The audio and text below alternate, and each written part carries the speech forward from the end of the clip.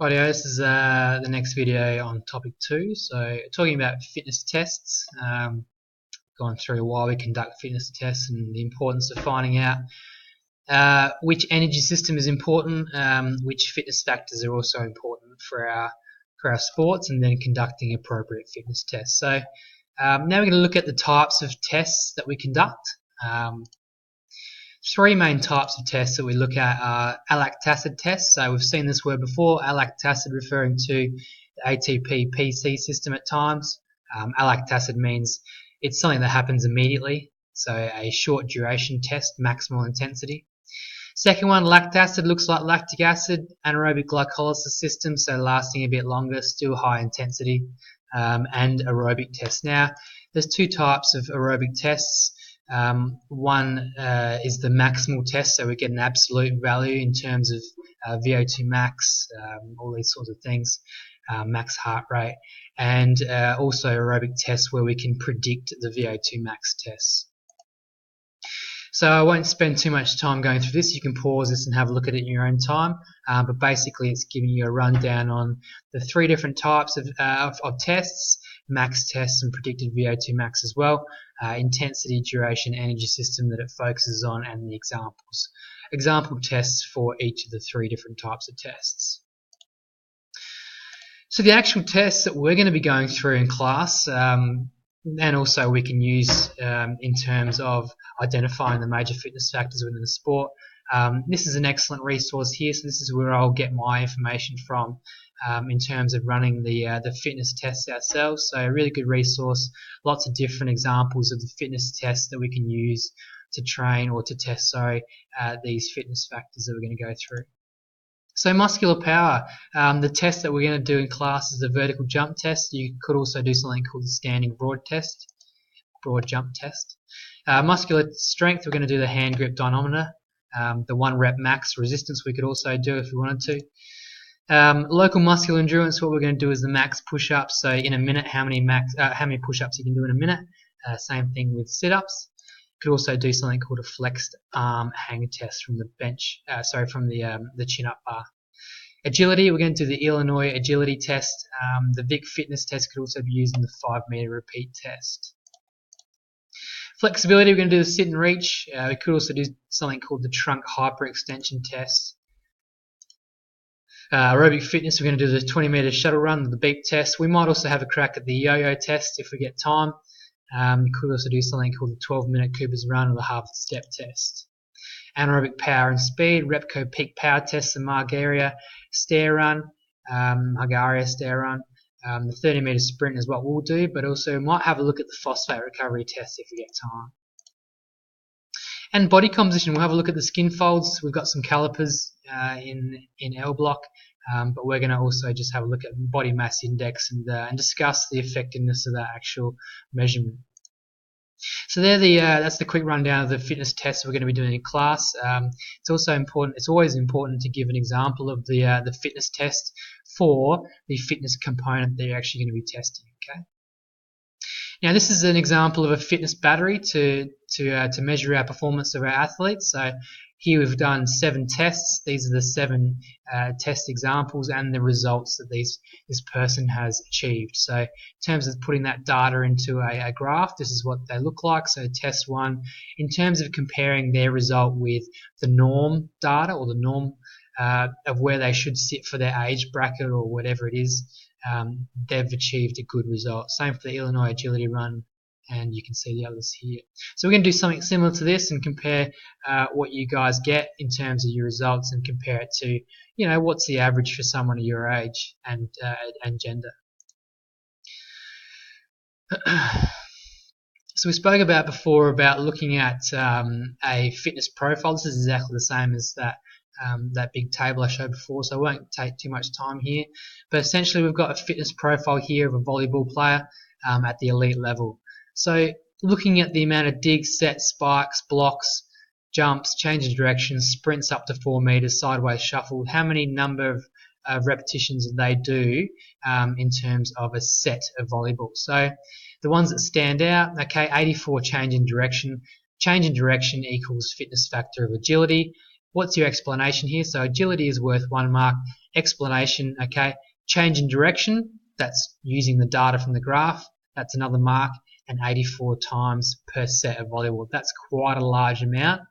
That's worth you 3 marks for that fitness factor. I won't go through the others because we've done it in class.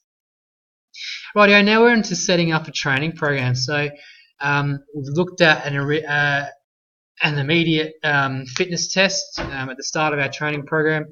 We've got some results now. We're looking at what actually makes a good training program, what it makes it relevant to increase performance for our athletes. So in terms of peaking, so in terms of getting our athlete to peak at the right time, a training process must be adopted. Now, peaking is the idea that our athlete is going to achieve maximal performance or is ready to achieve maximal performance when the competition rolls around. So I use the example of the Australian Open tennis tournament. What do players do in lead up to that tournament? Okay, they continue to train and do all those things, but what happens in Australia, around Australia, that assists these players peak for the Australian Open?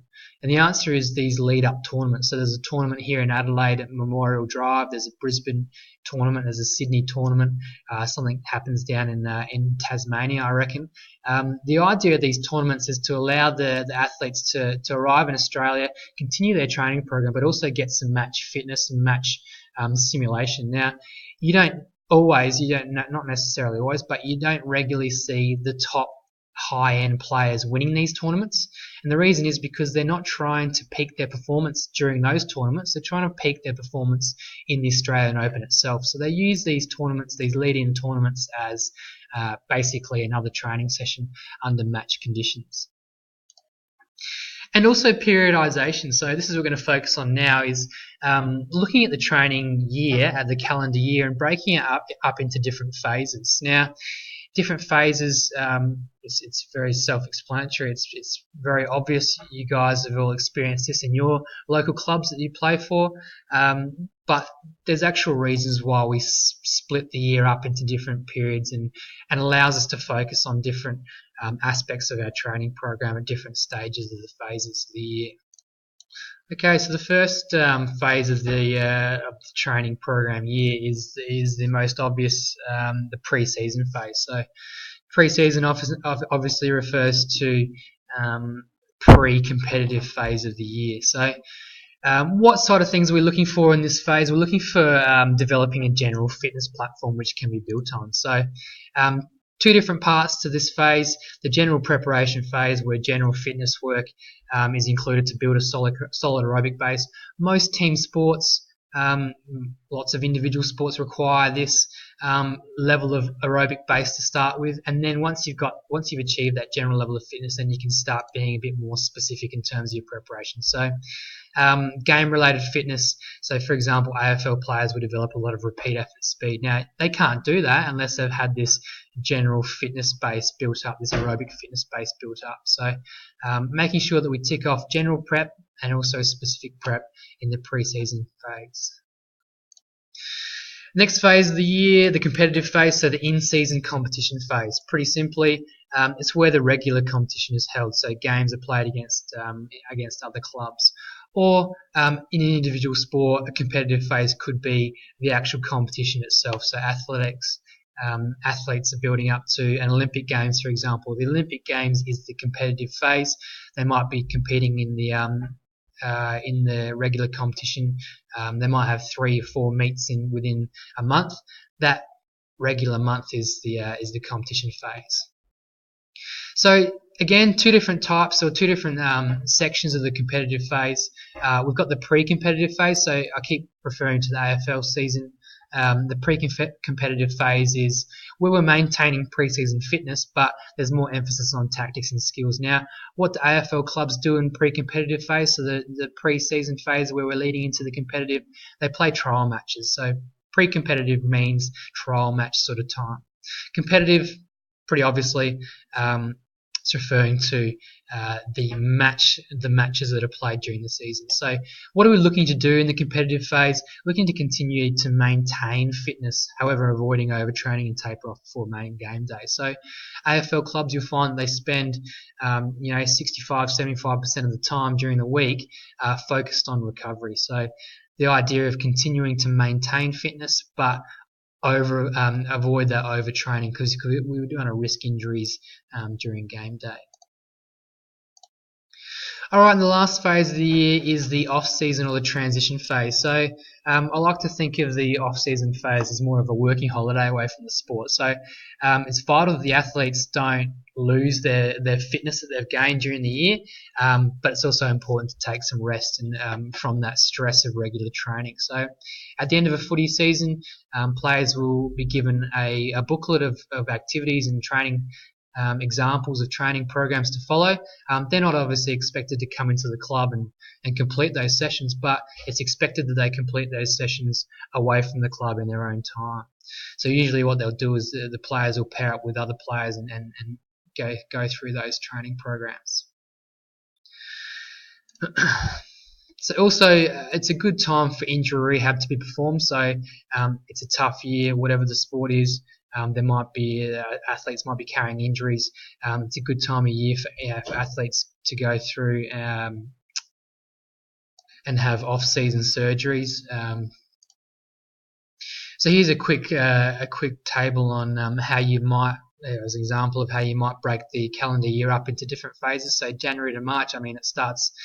AFL pre-season start way before January these days, but so maybe November to March the pre-season phase occurs. April to September we're looking at competitive phase, and October to around November, start of November, end of October maybe the off-season phase occurs.